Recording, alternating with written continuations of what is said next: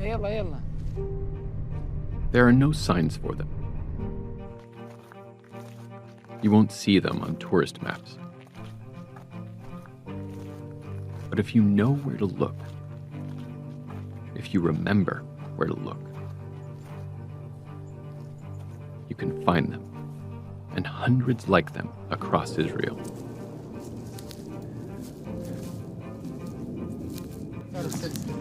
كلها مهدمينها ورايحة.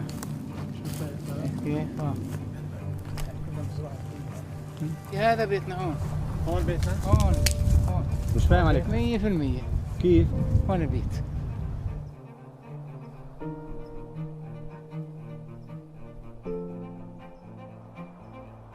To know the stories of these ruined towns and villages is to understand the heart of the Israeli-Palestinian conflict.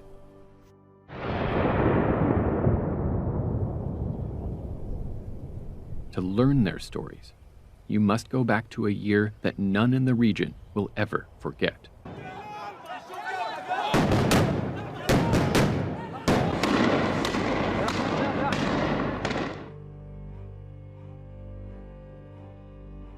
For Palestinians, 1948 was a catastrophe. That one year saw the destruction of hundreds of Palestinian villages and towns, their inhabitants replaced by outsiders from Europe and Russia, and most Palestinians would never see their home again.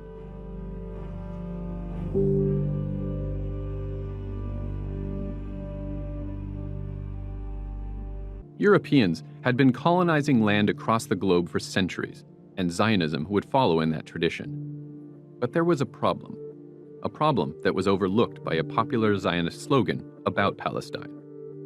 A people without land for a land without people. But the problem is that the land they gave them had people. It was inhabited by Palestinians for thousands of years.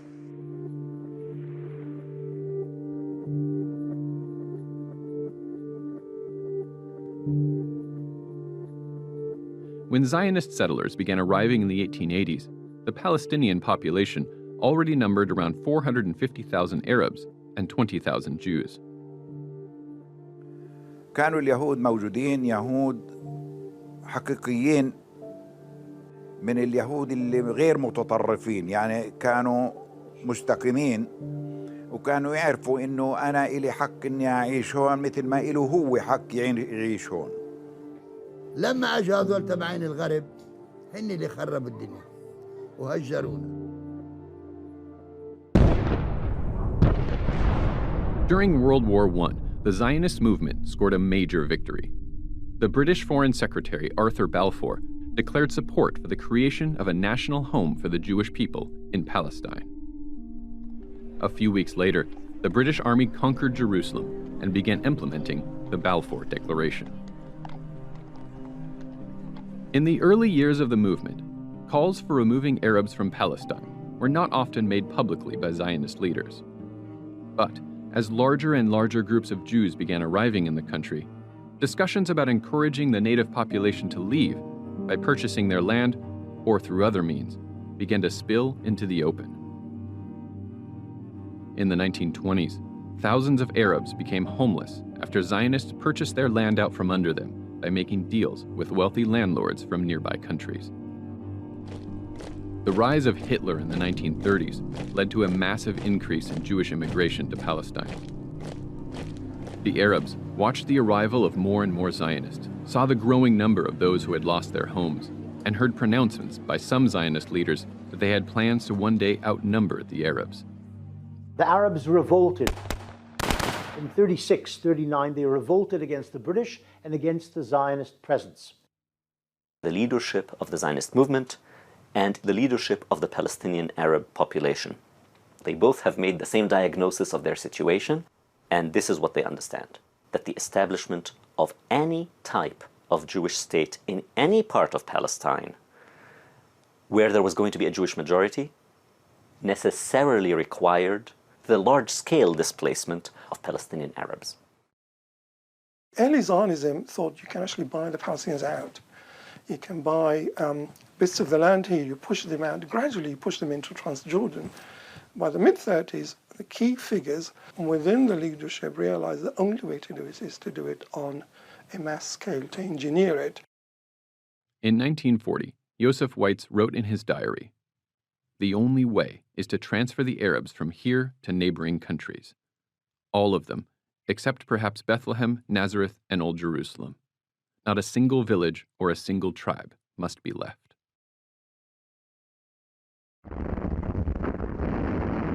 As the Second World War broke out, flight from Europe only became more desperate.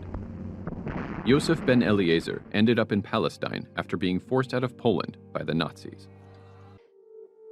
In Palestine, even before World War II began, it was clear that war was on the horizon. After crushing the Arab revolt and exiling the leaders of the Arab community, the British decided to take some action to address the concerns of Arabs in Palestine. And this pushed the British into gradually stopping Jewish immigration. What this meant to the Jews was that the path of achieving statehood through majority, through gaining a Jewish majority here, was blocked. At the time, there were two Zionist militias in Palestine. The Haganah was far larger and better equipped, but the Irgun was more radical. The Irgun refused to accept the British decision to restrict immigration into the country. So we started to fight against them.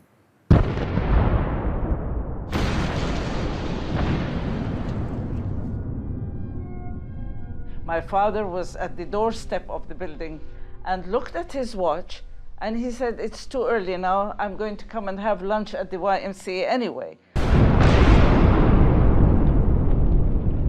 Just as soon as he left, he hardly got away, a kilometer away, and the building was gone.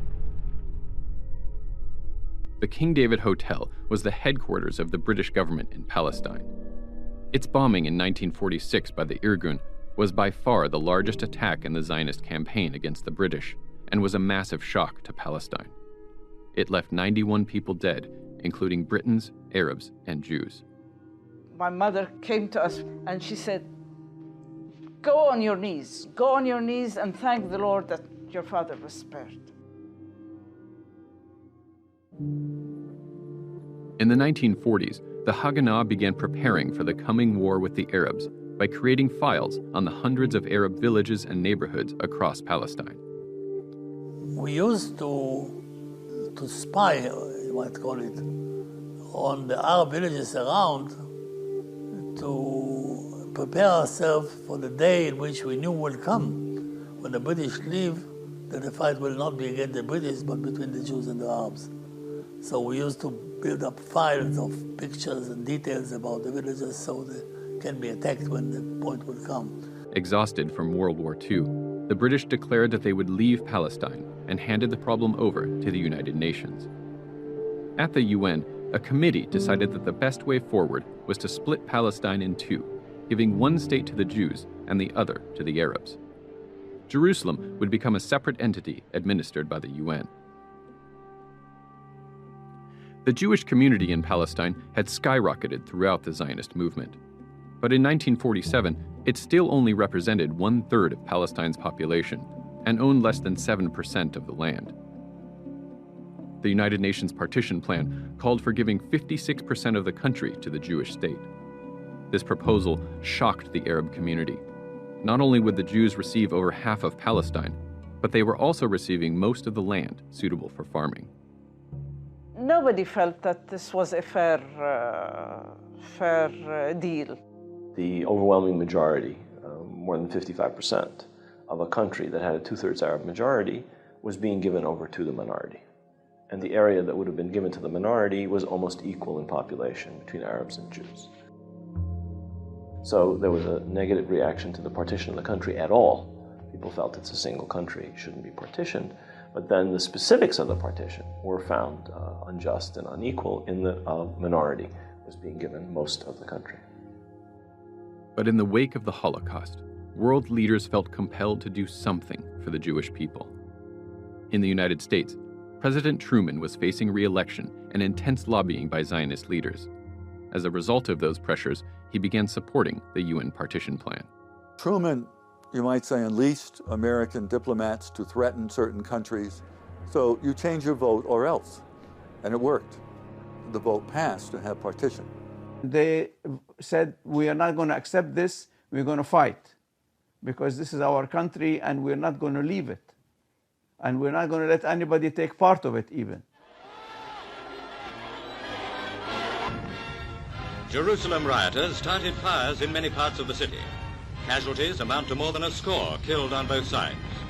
But Palestine's most critical period has yet to come. With British troops away from the trouble center, it remains to be seen whether a threatened full-scale war will materialize.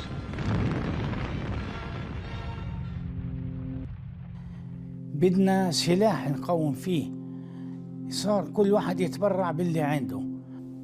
فكنا نطلع على الجبل نقابل وين بيجي طريق يطلعوا منها اليهود علينا.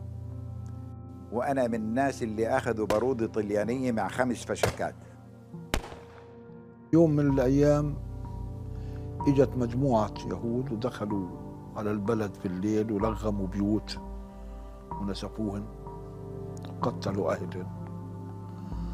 ومن هناك بدأت المعركة بين أهل البلد وبينهم يعني. فصاروا أهل البلد يشتروا أسلحة فاهم ويقاوموا. Because the British ran the government of Palestine, neither the Jews nor the Arabs had an official army. However, by 1947, the Haganah, the militia of the mainstream Zionist parties, had become a well-developed force of 35 to 40,000 fighters, nearly 4 times more than the poorly equipped Arab militias. The only Palestinian leader at the time was someone named Abdul Qadir al-Husseini. And he was quite effective in rallying people to his cause. Oh, he was a force to be reckoned with. He had a big following. He was a fighter, a freedom fighter. اليهود كانوا يعملون انفجارات هلا احنا تعلمنا منهم الانفجارات. صاروا يجتوا تفجيرات براميل يدحلوها من شارع يافا الأبين من فوق تيجي عنا يافا. فأخافت العالم. هذا الشيء اللي خوف العالم. صاروا يهربوا. قالوا Haifa refinery was one of these rather rare cases where you had Jewish and Arab workers working together. So the Irgun members drove by the oil refinery one day and threw a bomb into a group, a rather large group of Palestinian Arab workers standing outside of the break. The British had announced that they would complete the evacuation of Palestine on the 15th of May. Zionist leaders began preparing for a Jewish state. On March 10th, the Haganah adopted Plan Dalet, also known as Plan D. This plan outlined an overall strategy for the Jewish militia. Its stated goal was to prepare the coming Hebrew state to defend itself once the British Army had left. But historians strongly disagree about the intentions of the plan. It's geared, and it says that it's geared, to securing the Jewish state and the border areas and the main roads between the Jewish urban concentrations, to securing the Jewish state in advance of the Arab invasion. It's completely ridiculous. I mean, it's very clear that Plan Dalet was a plan not just to take over, but to empty of their population all of these villages and cities. Now, were there people who understood that writing down on paper, we will expel this population, was probably not a wise thing to do? Yes. But was there a clear intention implemented to the letter to expel the populations, and more importantly, not to let them return? There was. The most important part of Plan D was the set of orders that came outside of Plan D. The orders were strikingly clear and unambiguous, and used the word letaher in Hebrew, which is to cleanse, or to destroy, which is lehashmid, or to expel, which is legaresh. I think the role of the historian is to fuse these military orders with the plan itself, and then you get an idea of the intention and the implementation.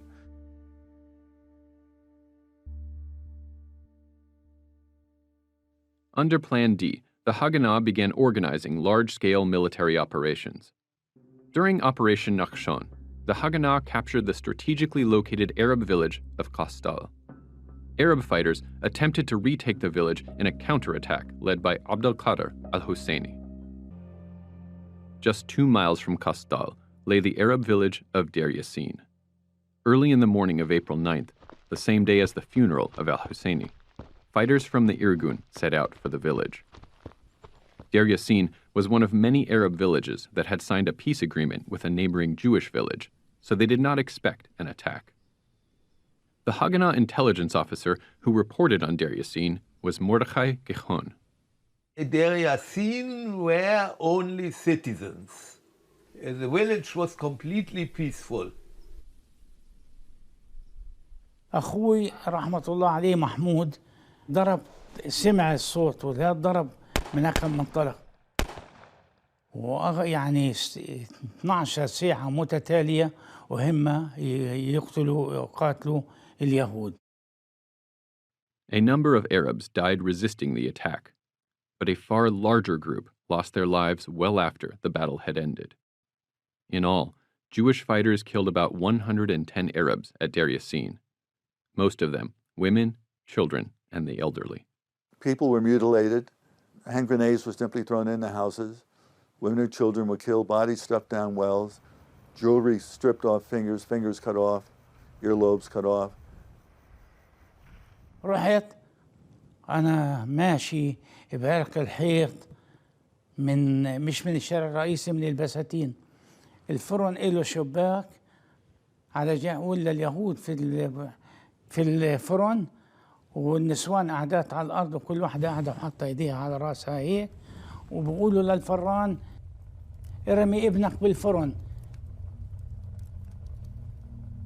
ارمي ابنك بالفرن. اسمه حامد. قال لهم أنا ما برمي ابني. قال له شوي. هم ضربوا الحاج حامد على راسه ومسكوا الولد رموه بالفرن. أنا شفت هالمنظر،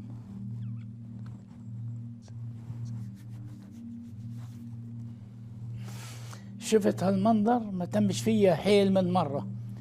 يعني بعدين مسكوا الأب حطوه وراه، قالوا له الحق ابنك. أنا اجيت قعدت قلت هلا بيمسكوني، قمت أركض.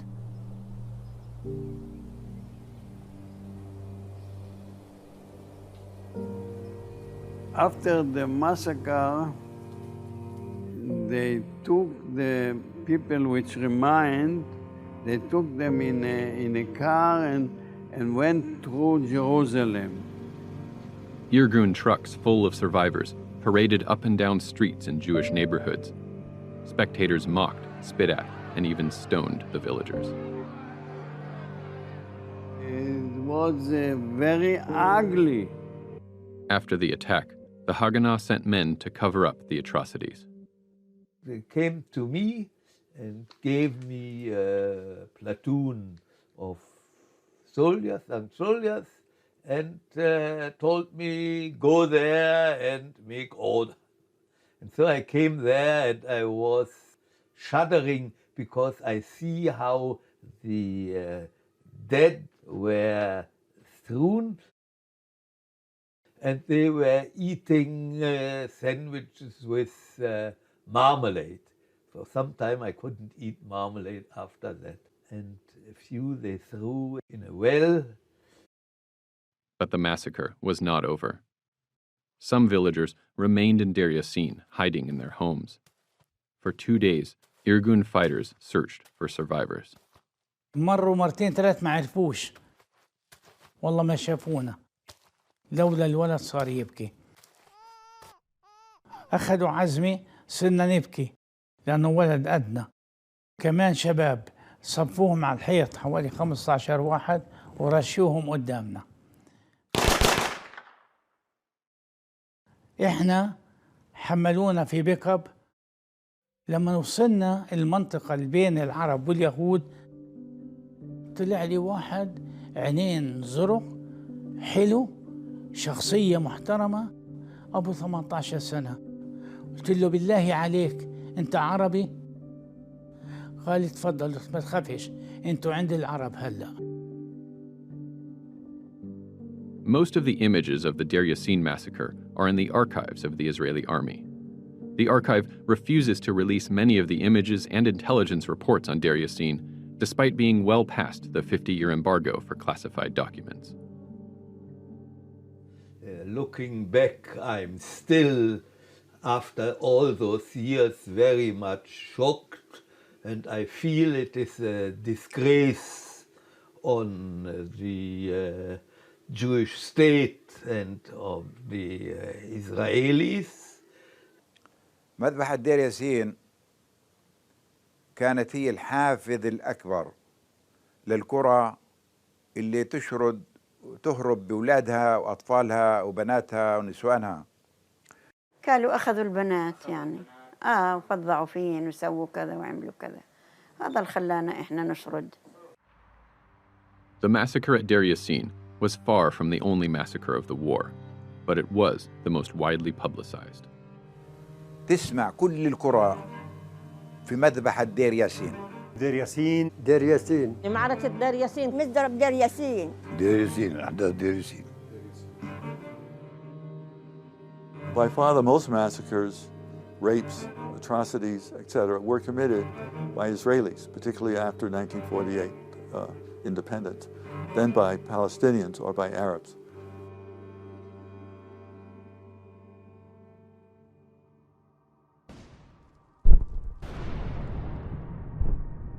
The Jewish offensive continued.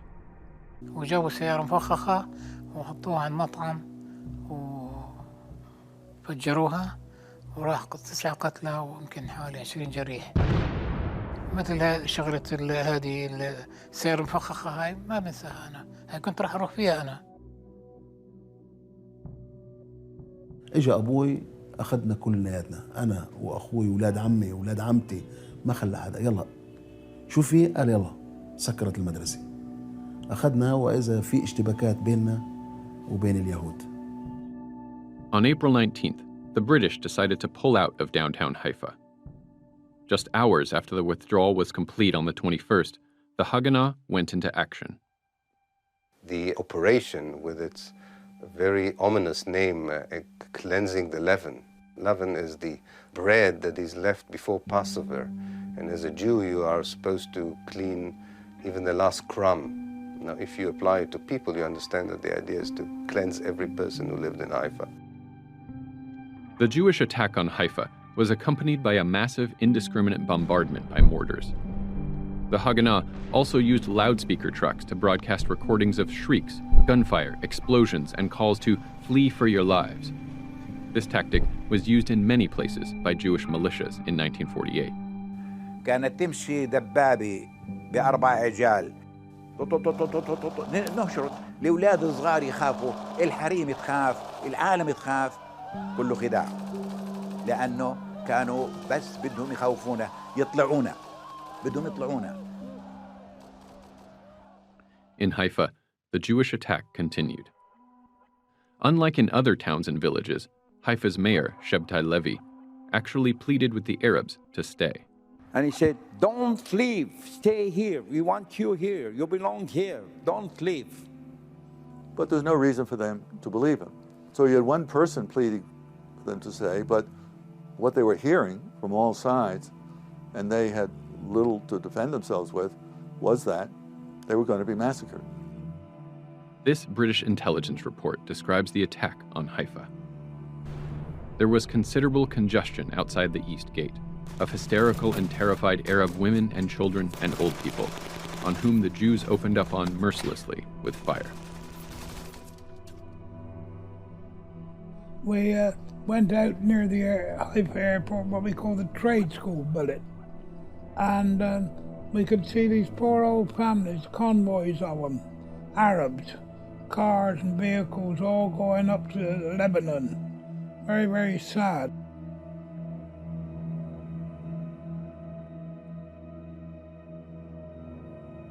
صار يطلعوا بالبحر.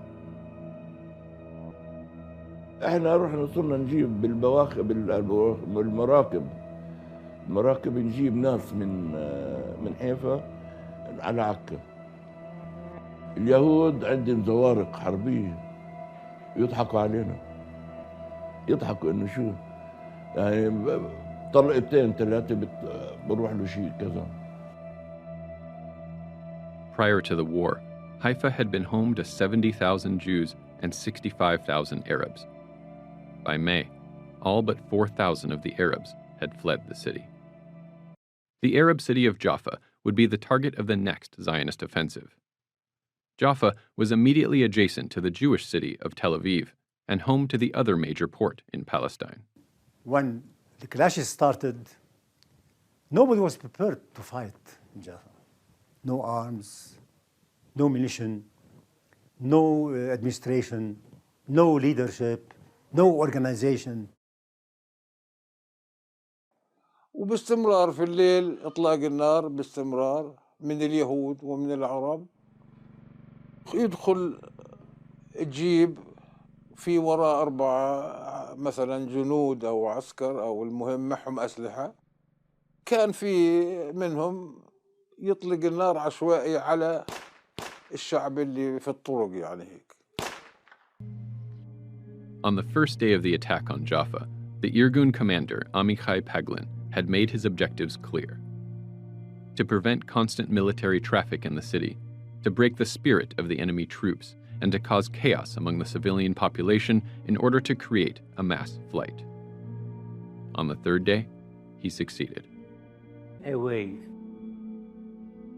فرشتين والحفين وطلعنا بالمركب وكانت صار يضربوا علينا بال 120 على المركب كمان.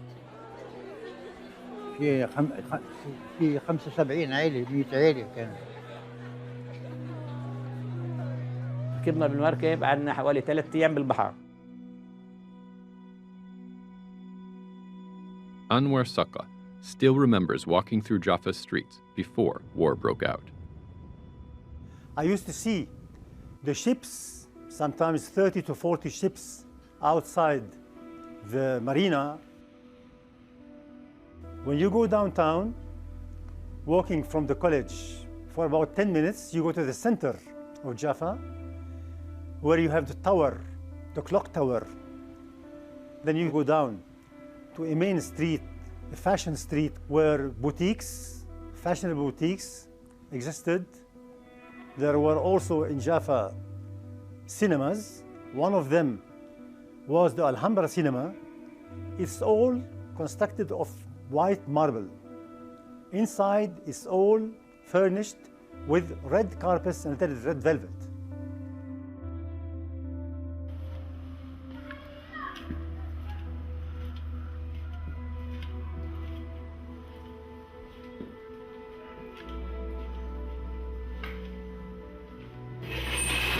Today, at his home in a refugee camp, Yusuf al-Arwadi still keeps a collection of documents to remind him of his life in Jaffa.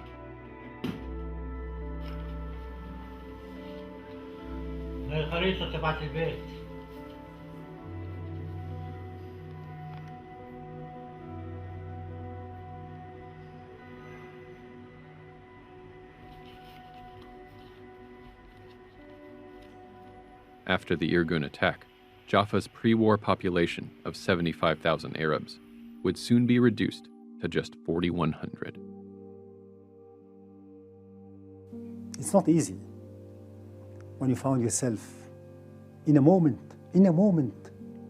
losing everything. Your family, your home, your business, your school, your past, everything, completely. And thrown out in the street to nowhere.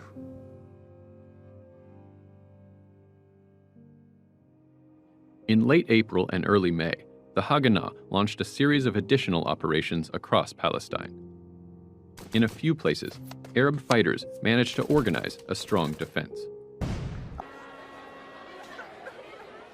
By mid-May, 250 to 400,000 Arabs had fled their homes. Between a third and half of all refugees who would leave Palestine during the war left before the British completed their evacuation on May 14th. That same day, the Zionist dream became reality as David Ben-Gurion, the leader of the Jewish people in Palestine, read the Declaration of independence. אנו מכריזים בזאת על הקמת מדינה יהודית בארץ ישראל. היא מדינת ישראל. The day after the British left, units of the Egyptian, Jordanian, Syrian, Iraqi, and Lebanese armies entered the war. This week's news includes pictures in Palestine taken from the Arab side. They show troops of the Arab Legion consolidating gains in a Jewish district of Jerusalem, where much of the heaviest fighting in recent days took place. Fires continued to add to the very considerable destruction already caused in the city, and at this time, at any rate, there seemed little prospect of calling a halt to the Arab-Jewish war. There are more Israeli fighters than there were Arab fighters. The armies that these states had were very small, and they were poorly trained, because these states had been occupied by European powers, either the British or the French. The best troops were the Jordanian troops, the Arab Legion. I don't think any one of the military commanders in the Arab world had any illusion that they would be able to defeat the Jewish state. But of course, to the public, they told that they would take Tel Aviv and so on, but I think that they were quite realistic people, and they knew the balance of power as anyone else among the leaders knew it. The intervention of the Arab armies did not stop the attacks on Palestinian Arab towns and villages. The next day, Israelis began their final assault on the town of Acre. Palestinians poured into boats to flee the attack. قمنا الصبح لقينا عكا محتلة. والله طلعت لقيت مخ جوزي ومخ ابن عمي على الدرج. ويشهد الله. أنا ساعتها ما عدت شيء وحيد. في بنت عند خالها. أنا ما شفت. بس أبوي وأمي شافوا. قالوا اليهود فاتوا افتعلوا فيها. وقتلوا خالها. ليش خالها حكى قتلوه. ولما صوتها تصرخ وخالها كلهم خافوا من الله ويصيح، أنا صرت أنتق. كل أبوي يابا وطي صوتك يابا لا يجوا كمان، بكفي راحوا جزانك أحسن ما يجوا يابا يفعلوا فيك، وأبوي عمره 70 سنة.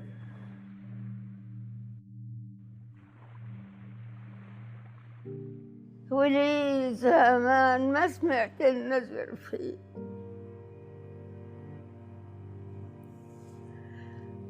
وبكل محماس عدى اللي والبريق، بكل فنجان تا منه انتهى. أخليك قدم ما عادش فيه.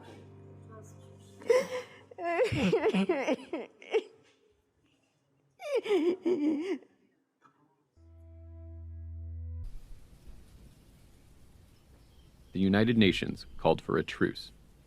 It began on the 11th of June. The truce ended on the 8th of July. The following day, Israel began Operation Danny. This operation targeted Ramla and Lydda, the two Palestinian towns that remained in central Israel and home to the international airport. This was a very strategic area, wheat fields, very fertile grain area, and you had incoming Jewish refugees. So you wanted that land not only as territory, the buildings, but you wanted the food. Just outside of Ramla is this mansion, where as a child, Mazen el-Khairi used to visit his grandfather. And I remember the garden in Wadi Hnain. The dahlias were so big. One of my uncles had peacocks. And it was the jolly old times, as they say. At the outset of the battle, Lieutenant Colonel Moshe Dayan took a column of vehicles and sped through Lydda, shooting at anything that moved. They left the streets strewn with the bodies of men, women, and children, around 200 in all. The next morning, around 250 more Palestinians lay dead.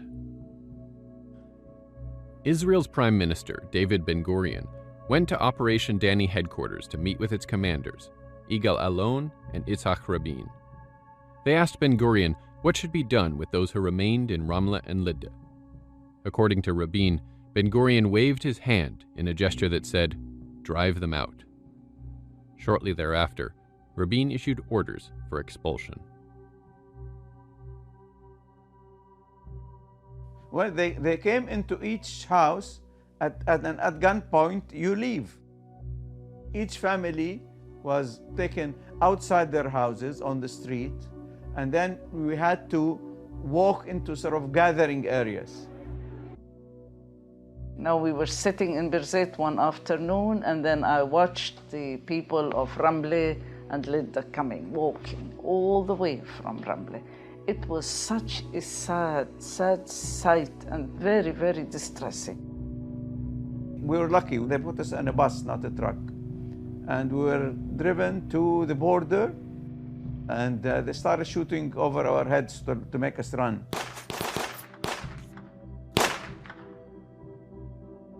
Suddenly I seen those masses of people going through the checkpoint which we were commanded to man.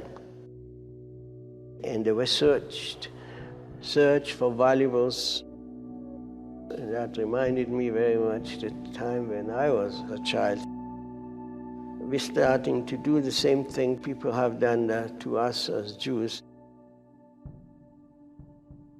We were shocked to see these floods of people, sort of. I mean, waves and waves. I was sitting in my room up on a second floor. We couldn't believe we had to run down and see what was happening. Everybody, I mean, the school, the church opened their doors, and my aunt opened the storeroom. Whatever we had, whatever was there, we just started boiling eggs, boiling potatoes, making salad, and whatever. And they came just so exhausted. Some of them were even not coherent. The children died on the road. They couldn't cope with the walk. It was a very, very traumatic experience, a sight that I'll never forget.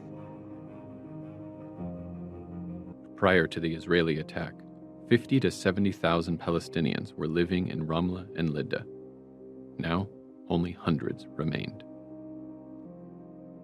They took the elder member of the family. He was maybe at the time, maybe he was 70 years old. And the soldier took his wallet. I remember this very, very well. So, anyway, they took more than the wallet. They took everything.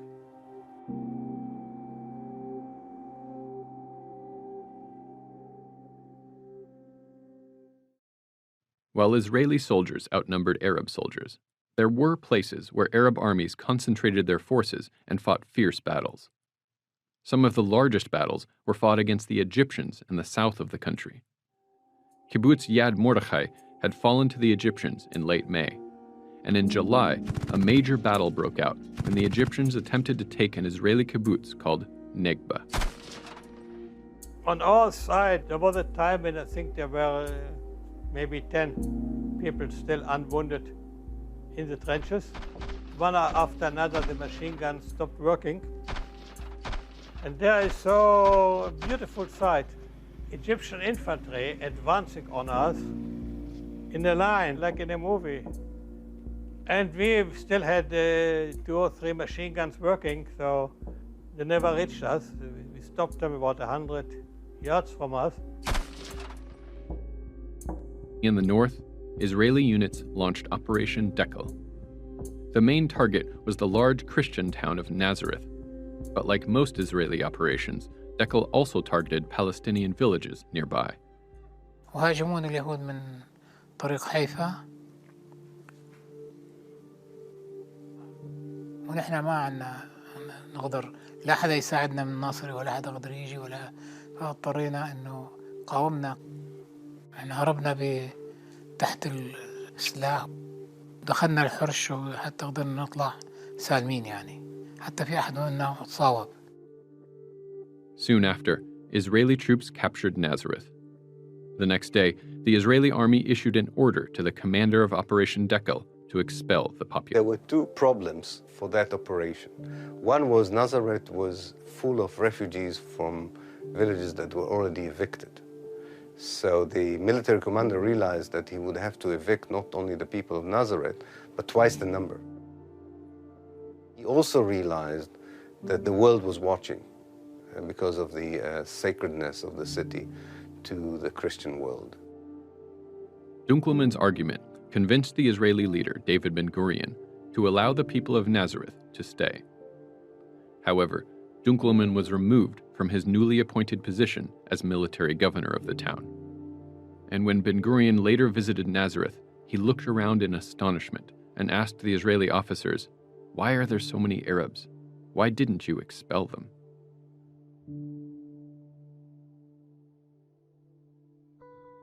The second truce of the war began 10 days after the end of the first. This truce officially lasted 3 months, but while fighting slowed down, it did not stop. The village where Mustafa Abu Ziyad lived was one of the targets of the largest military operation during the truce. إنه الليل الساعة كذا وكذا بالمناشير نزلت طيارة والله إني شايفها طيارة حربية. انذار كافي كذا كذا كذا كذا الليل الساعة 11 اطلعوا مع شارع عرعرة على شارع على عرا وعرعرة واللي بيطلع ما يتلفتش لا شمال ولا يمين وإذا بروح هيك ولا هيك عن الشارع بروح بموت.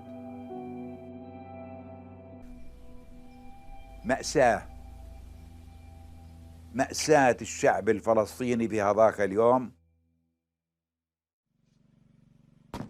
In October, the truce came to an end and fighting resumed. By this time, all the Arab armies had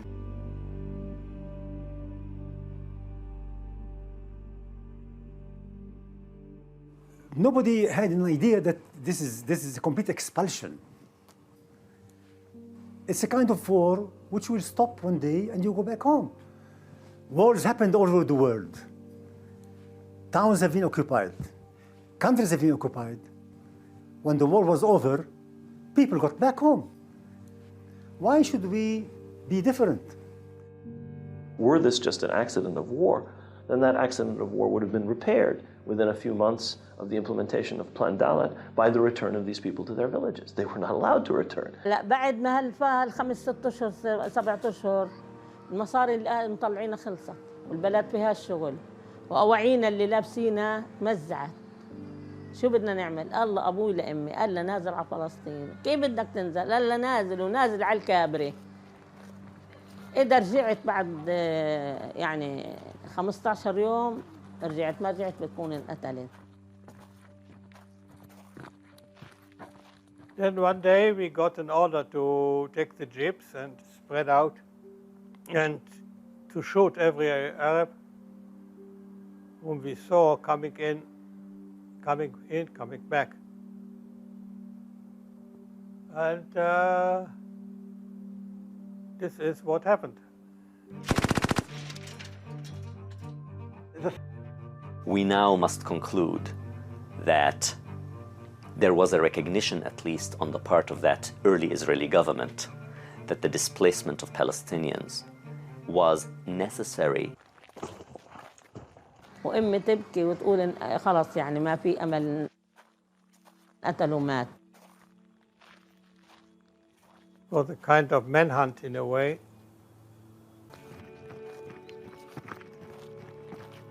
بعد شهرين إلا إجا أبوي علينا نزل من ناحية الجبال وسقط على البلد ووصل للبيت لعنا ولقى البلد كله مهدومة. سقف البيت كله يعني هيك السقف في الأرض نازل مثل ما هو. كسر البطون ونشر الحديد وبحش الجورة طال المرتبان الأزاز كب المرتبان وحمل المصريات حطن بعبه وطلع. In 1947, there had been between 500 and 700 Arab villages in the area that eventually became Israel. When the dust of the war settled, all but around 100 had been emptied of their population. 700,000 to 800,000 Palestinians had fled their homes, about 8 out of every 10 Palestinians who lived in the area that became Israel. For decades after the war, the Israeli government claimed that they bore no responsibility for the flight of the Palestinians. Many Israelis still make this claim. Tell me that nobody was forced to leave home. Everybody was forced to leave home. There is consensus on the fact that there was a large-scale displacement of Palestinians. There is also consensus on the fact that this displacement was forced. Some people fled out of fear. Some people fled because there were massacres. Some people fled because rumors were spread about massacres. And some people fled because they didn't just flee, they were actually actively expelled at gunpoint. All of this happened. And they did two major things. One was to plant forest over the debris and ruins of the villages.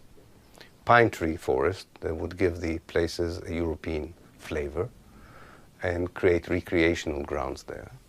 And that they hoped would totally obliterate any memory of a village there.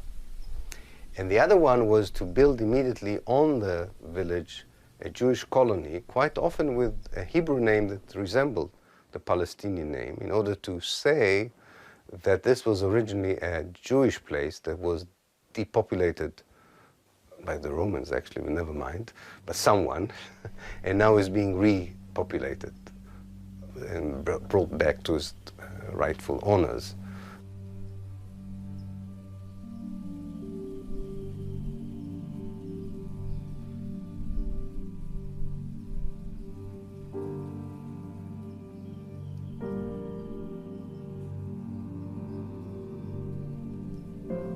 يعني أكبر من مأساة إني أترك بلدي وملكي وأرضي وبيتي وأطلع منه مشرد لاجئ. هاي أكبر مأساة. Imagine yourself, if you are living in your home, suddenly you find yourself only with a shirt, nothing more. Your past is denied. They say, there are no Palestinians. Nobody was living here.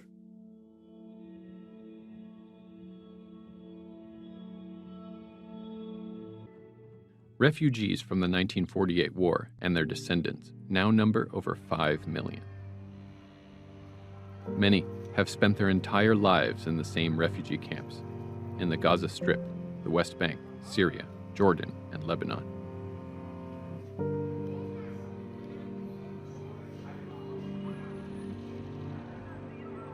The tents have been replaced by concrete buildings, but living conditions have seen little improvement.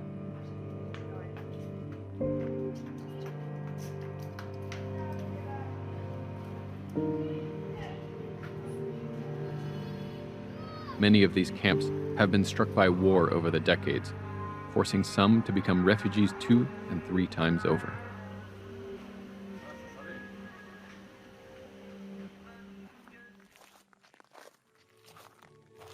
Even now, many Palestinians have not laid eyes on their homes since 1948. But some have managed to find a way back, if only for a few hours. 6 decades after the war ended, Hassan Zubaidi became an American citizen and was allowed to visit his village as a tourist. He found only rubble. But others have found their villages still standing. والله لو انك تشوف بلدي انا رحت زرتها والله تشوف بلدي جنة ساكنين فيها يهود اوروبيين نقاشين بيعملوا تماثيل وشيء من النوع. باجي بدي اطل على الدار اللي كنت ساكن فيها كل شو بدك قلت لها هاي والله داري اللي كنت ساكن